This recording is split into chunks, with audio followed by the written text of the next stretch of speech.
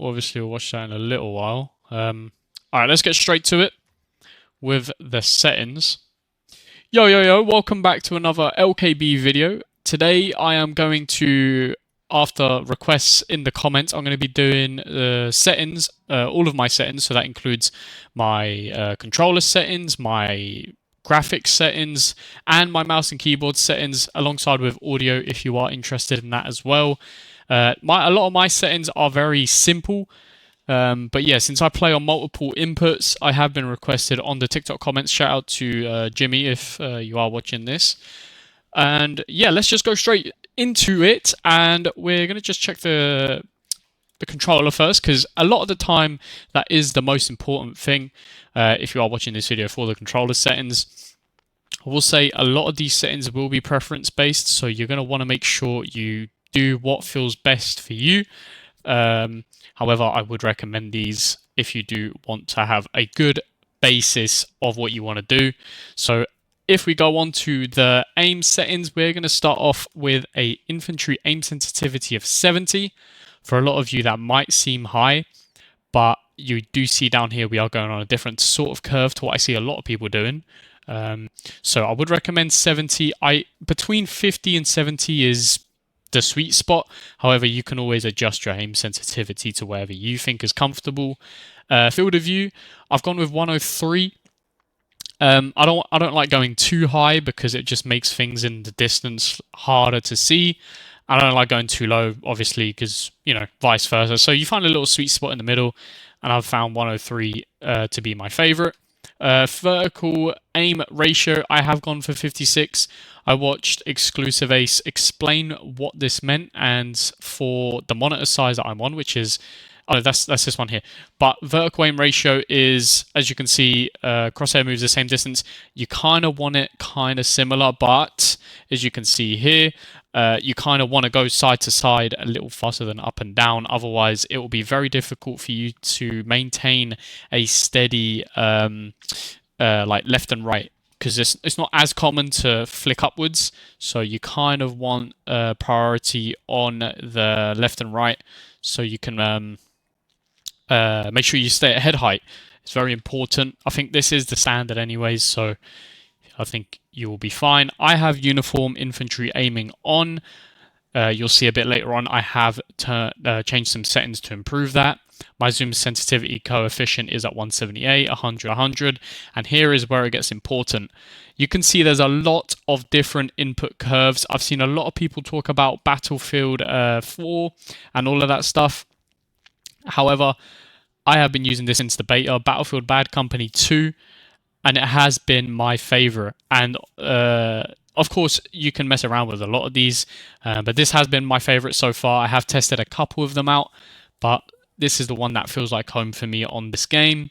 I do run standard and 70. I'm not sure if that is the default, but if it is, I don't like changing too many of my settings, because knowing how a lot of games are, once you do an update, they reset. So I kind of try and find the nice sweet spot without changing too much, so you don't have to, you know, constantly go back and change 40,000 settings. I do have a lot of this stuff on default. What I do recommend is, if I get my controller out, you can see my sprint is actually just a flick forward, and I'll explain how that works. If you click this and just flick your joystick, oh, wrong one. Wait, no, that's the right joystick. What am I saying? If you just flick your stick up, it will put your character at full sprint instantly.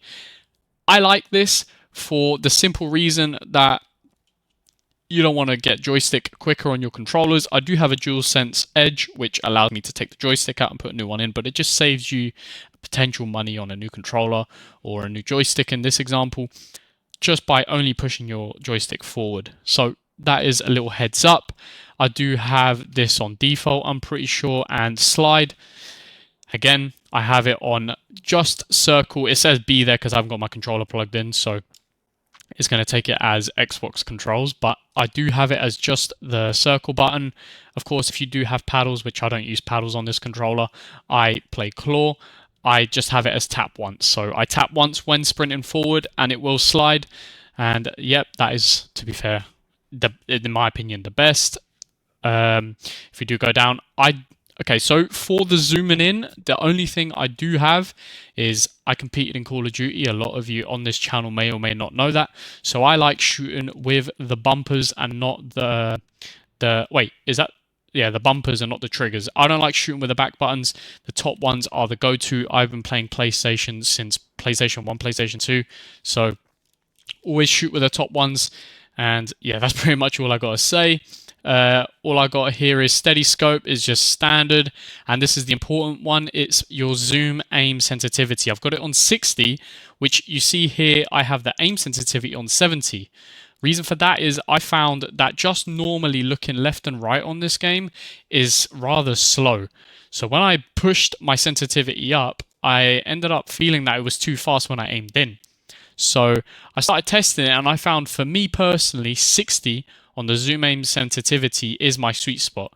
That is what I recommend you do. You put your looking left and right, so your normal sensitivity without aiming in, on the highest that you feel comfortable going, and then here on your actual aim sensitivity, you can turn it down to whatever you feel comfortable aiming in with. This is very important because this will help you stay on target and have a consistent ADS speed. And of course, I have it on 100 for all the other sites, so the sensitivity stays the same no matter what site I use. And if we go on other, a lot of this stuff is all on default. I don't think you need to change any of this stuff. It's not really a big deal. A lot of this stuff doesn't get in the way. You do have this here as well, which I'm pretty sure is all default. Nothing really major that you need to sit and change there. For my buttons, you already seen what I run. The vehicles, I am not a vehicle channel. If you do want to see vehicle stuff, I am not the one to give you vehicle advice, as I am not great in any of the vehicles, to be honest, so I'm not going to sit here and give anything. I have tried out playing in a jet after getting motivation in that one Silk video, if you saw the reaction to that, but I was terrible. The only thing that I will recommend is tuning your controller. It is hidden. Unfortunately, they hid it right at the bottom, so if you haven't already, make sure you scroll all the way to the bottom of Edit Controller Schemes, Controller Tuning. And to be honest with a lot of you, you are going to want to turn controller vibration off.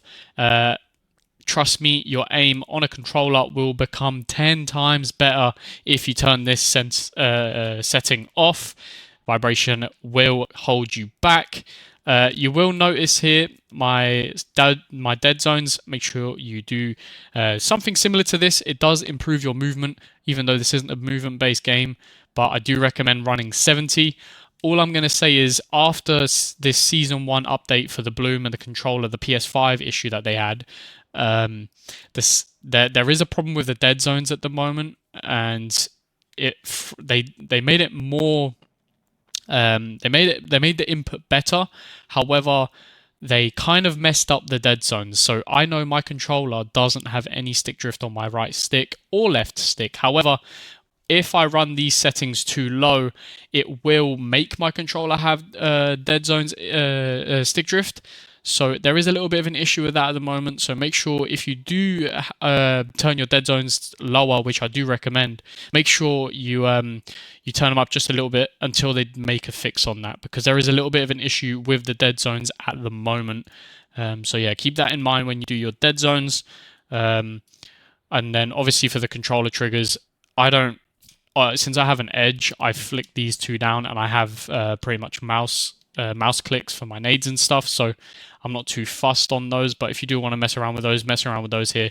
It's not gonna impact your gameplay too much unless you shoot with the back buttons. If you shoot with the triggers at the back, make sure you set the dead zones to quite light so you're able to snap on quickly and get your aiming in and shooting quick. And yeah, that's the controller settings. Let's get straight over to the mouse and keyboard settings I'm running personally. If any of you are interested, I am on a Superlight. So this is a Logitech G Pro Superlight. I think that's what it's called. I run 800 DPI on every single game I play. And at the moment, I am on 10 sensitivity for aiming. I haven't really changed anything else in here, so there's not really any point in looking. But if you do want to have a quick look, this is the quick scroll through the settings. Oh, I've changed slide, and that's about it, just to see. All of this stuff here, as you can see, everything is 100. I don't really mess with that, but yeah, if you want to pause and look through those, go ahead. Those are my aiming settings for my mouse. Nothing too crazy in that. Vehicle aim sensitivity, again, if you do want vehicle stuff, this isn't the place to go. I do have mouse raw input. I don't know if that's an L or a W. It is what it is. I don't usually play mouse and keyboard on this, but I have posted in mouse and keyboard, and I think some people would be interested in knowing my mouse and keyboard settings. For graphics, this is kind of straightforward. I do want to say a big shout out to Sod because he gave me a setting lower down here that I actually had turned on default. But if we go on this here, I currently just have everything on the lowest possible or off if that's available. I don't know if that's the best, but since playing first-person shooters, a lot of the time those are the best settings, especially how games have been optimized as of recently.